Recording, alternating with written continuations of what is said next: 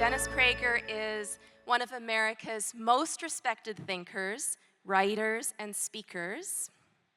He has a nationally syndicated talk show host, which is heard on nearly 400 affiliate stations. He is the founder of Prager University, or PragerU, which you may have heard of, which is the most viewed, this is unbelievable to me, this is the most viewed conservative video site in the world with 1 billion views a year, and very encouragingly, more than half of those are by people under 35. He's also something of a Renaissance man. He is a New York Times bestselling author of 9 books on subjects as varied as religion, happiness, morality, Islam, and America. And his book, The Rational Bible, was the #1 bestselling nonfiction book in the US. He has lectured on every continent and regularly takes hundreds of listeners on trips to Israel, Antarctica, West Africa, Vietnam, and the Panama Canal. And whenever he has a little downtime, apparently, he conducts symphony orchestras, including that of the Mormon Tabernacle Choir. Dennis Prager is, I believe, borderline offensively multi-talented, but we are very, very grateful that he's sharing his time and his insight and his respect for conversation with us today. I've heard it said that when Dennis Prager speaks, America listens, and I'm just so delighted to welcome Dennis Prager. Dennis, thank you so much for joining us tonight. It's a real honor and a pleasure, and I really meant that when I said that I think continuing to have conversations, even when they're under threat, or especially when they're under threat, is so important, but that's a two-way street. You need other people to agree to have those conversations with you, so thank you so very much. I want to start by asking you, as someone looking from the outside, geographically anyway, what do you think about what's going on in Canada right now, or what's been going on over the last couple of years or couple of months especially? We seem to be in this era of government overreach and the suppression of rights like we've maybe never seen, or certainly haven't seen in my lifetime anyway. And I remember reading at the end of February, I think you wrote that you compared Canada to Cuba, and that we are more like Cuba than maybe any other free nation right now. I think you also wrote that it doesn't seem as though many Canadians care, that according to a recent poll, 2/3 of Canadians supported Justin Trudeau in invoking the Emergencies Act. And so I wanted to ask you, was your comparison between Canada and Cuba hyperbole? Were you exaggerating, or do you think we're in real trouble? Well, first, let me just say to all of you, and to you, of course, I'm honored to be with you. I wish I could be with you in person. Canada won't let me in. I'm wanted for many crimes, the worst of which is I'm not inoculated, or I'm not vaccinated. I actually had COVID. My antibodies are stronger, being natural antibodies. We live in an anti-science, anti-reason, anti-liberty age by people who claim to care about science and reason. They don't claim to care about liberty, so I couldn't add that one. As to your question, I can't tell you how sad I am. I have compared to most Americans, a lot of knowledge about Canada. First of all, I've spoken in all your provinces except Prince Edward Island, but I think that'll be a tough one. I'm not sure many people get invited to lecture on Prince Edward Island, but I have an affection for Canada. So to watch what has happened, and for me to write that you're veering toward being like Cuba in terms of liberty, was not hyperbole. I fear for all of the Western world, and the Prime Minister of New Zealand, which has also gone off the deep end. The English language countries have really been disappointing. I play on my radio show, probably every other week, the Prime Minister of New Zealand saying as follows: if you hear anything and it doesn't come from the government, it is not true. Now, that is exactly what they would say in Cuba. That is exactly what they said in the Soviet Union, which is my field of study. That's how I understand. I have totalitarian antennae. I was in the Soviet Union a number of times. I was in East Europe many times when it was under communism. I know Russian. That was my field of study at the Russian Institute at Columbia University.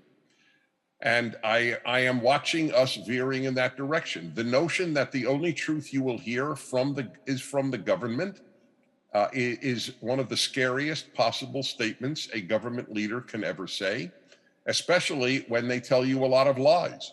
So not only was it scary, it wasn't even true. Nearly every truth that I have learned in the last 2 years has not come from the American government.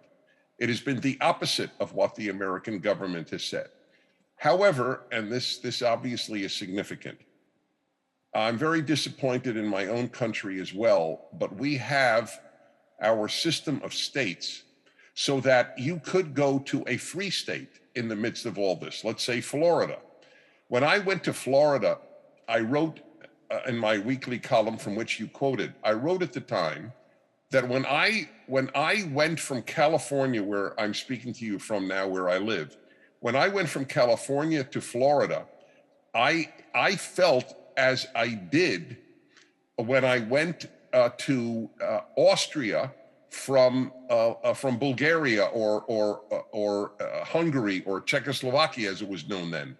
In other words, I went from unfree communist country to a free country, in that case Austria, because it was right in the middle and the closest for me to stop in and then continue my travels through Eastern Europe. That is how I felt going from Florida to California, going from Austria to a communist country in Eastern Europe. So we have, at least in America, some things you don't have. Well, I know, of course, you have provinces, but the tradition of state power is greater in our country. And so Governor DeSantis could basically do what he wants to a certain extent. He couldn't control airports or airplanes. That's the national government. We also have an extremely robust counterculture. Talk radio is probably the biggest single one because of the vast audiences that it has, larger than Fox, larger than any other institution in the United States. I've been part of it for exactly 40 years. And so obviously, I know what it's about. When we tell millions, tens of millions of people, not any one of us, but the accumulated talk show hosts, tens of millions of Americans hear an alternative understanding to the one that the left provides. One more point, and I'm sorry for taking so much time in my response, but one more point. I learned something, not only in the last 2 years, a little earlier than that, but it's been a revelation in my life.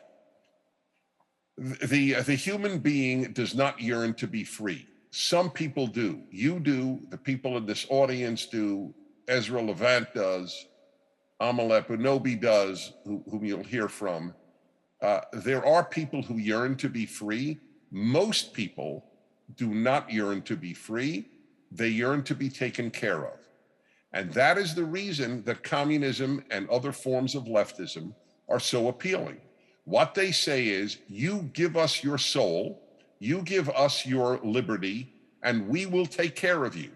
We will give you free health care. We will give you free education. We will give you free lunches. We will give you free daycare.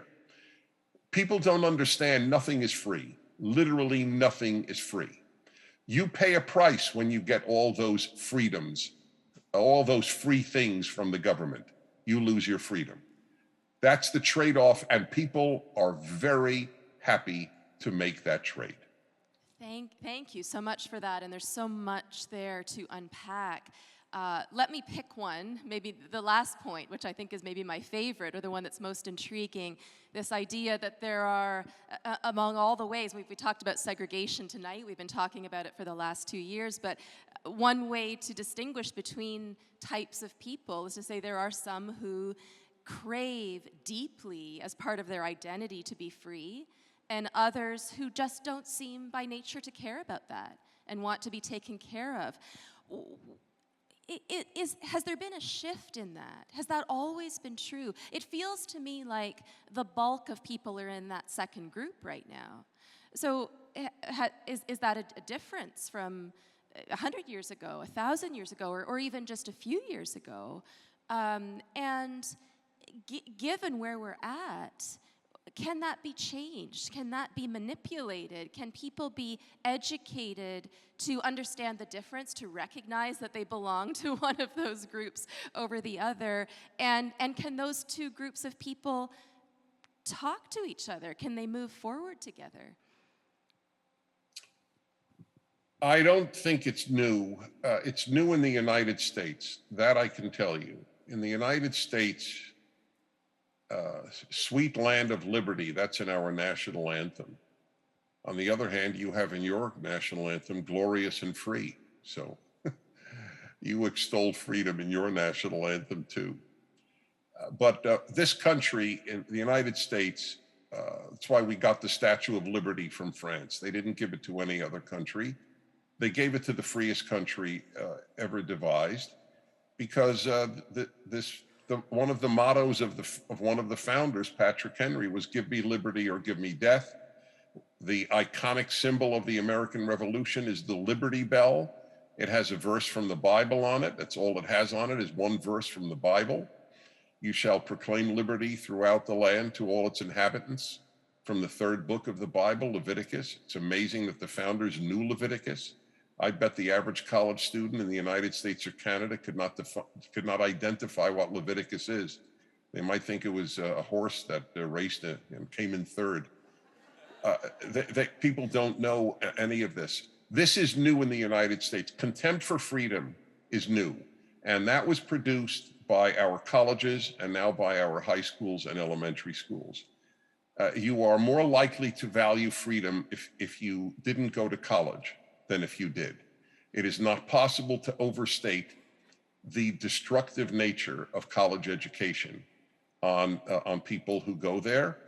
Every poll shows that the higher your level of education, in other words, going through graduate school, the more you supported the lockdowns.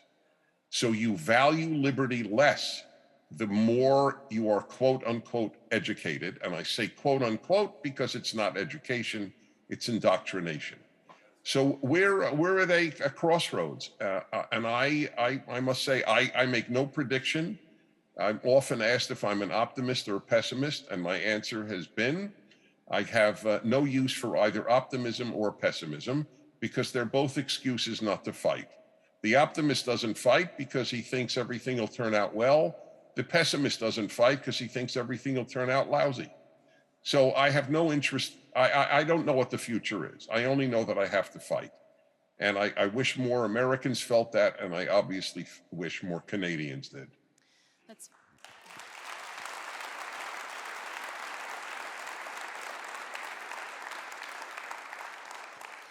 It's very interesting to hear you talk about the indoctrination at colleges and universities. So I spent a long time in academia, and I don't think I've quite realized the extent to which that was happening until I got on the outside of it, looking back in. But one thing I have noticed, I mean, I started teaching in sort of 2000, and that over that 20 years, is that early on, and then even in the 90s when I was an undergraduate student, there was lively debate in the classroom. There was individuality, there was disagreement, there was less concern for what other people think. There was more individuality of thought. Ethics classes were rowdy, hard to control environments of lively debate.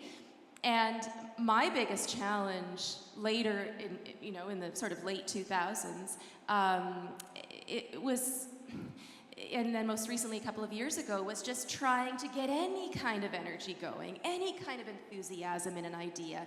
Because in order to have debate, you have to disagree with the other person, and that requires a kind of courage and vulnerability. And so there seems to be a lot of talk lately, and I certainly do a lot of thinking about compliance and whether that's good. I never would have thought that it was. Compliance to me always means going along with something that you don't really agree with or that you don't really believe in your heart.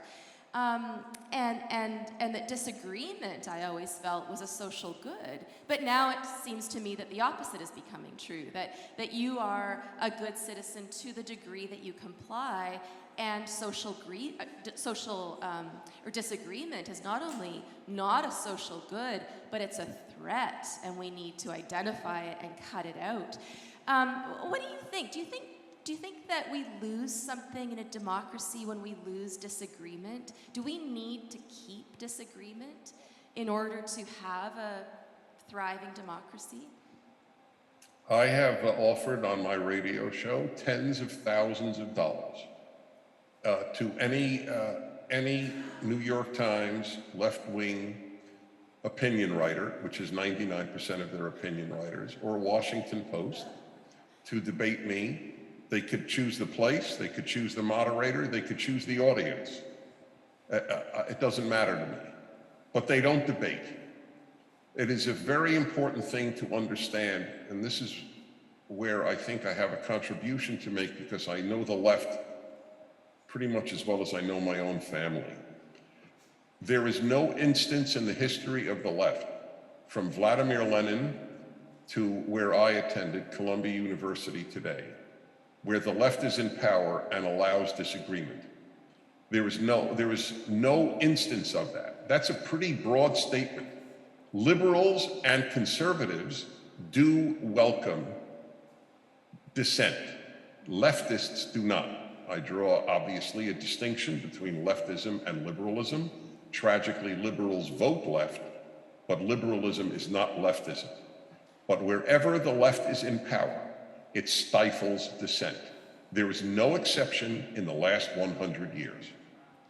This is so interesting to me, because it seems like we've been playing pretty fast and loose with the term liberal.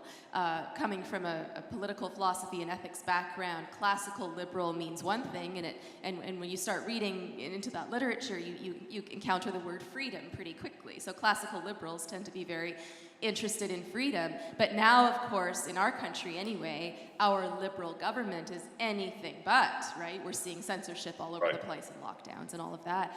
But it's interesting that you're making this distinction, right, not between liberals and conservatives, but between left and right. What is that difference? Between liberal and left? No, between I'll left give you and a right. few. Left and right. I'll give you.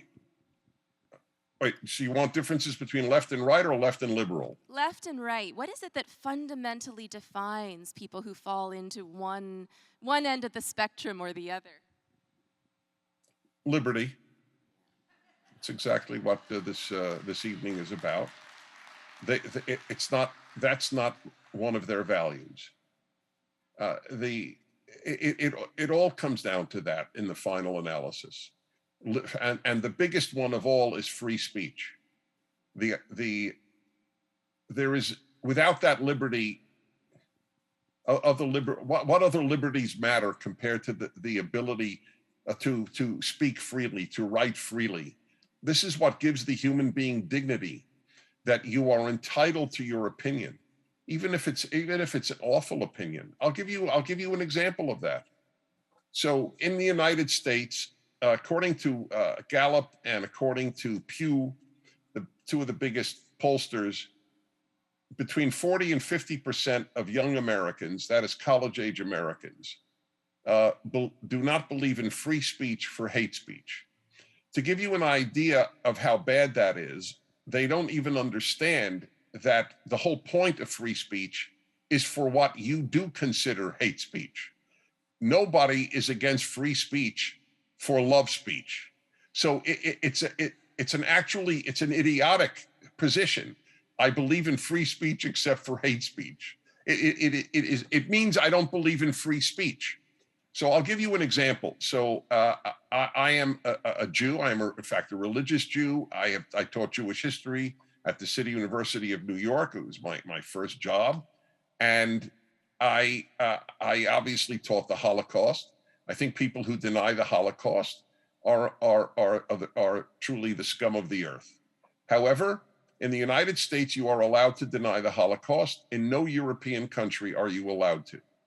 And that's it. I don't know the state of this issue in Canada, to be honest, but I know that in Europe, you're not allowed to.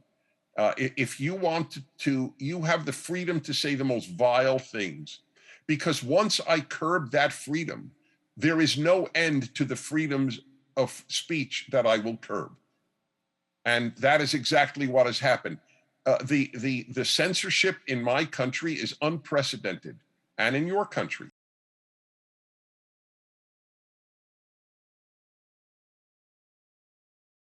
I want to ask your opinion about something that I feel like I'm hearing all over the place these days, which is the claim, but government is essentially good.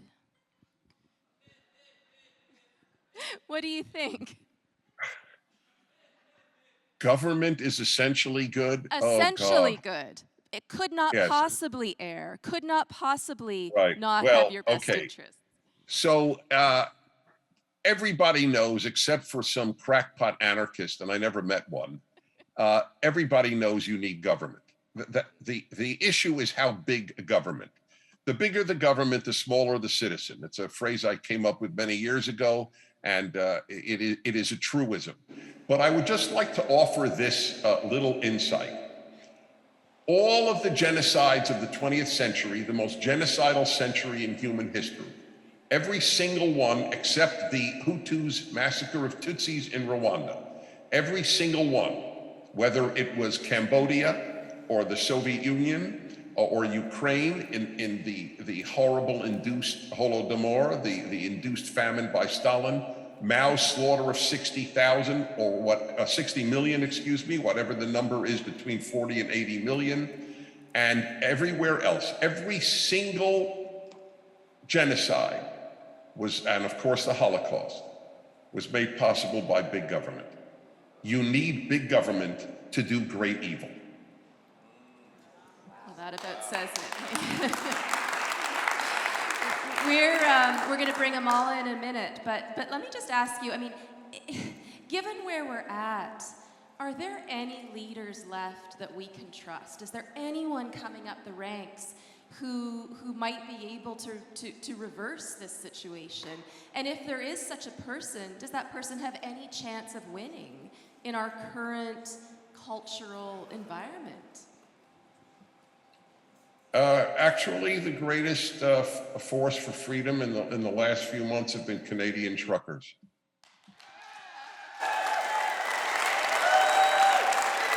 You have no idea the impact that the Canadian truckers made in America and in much of the rest of the world.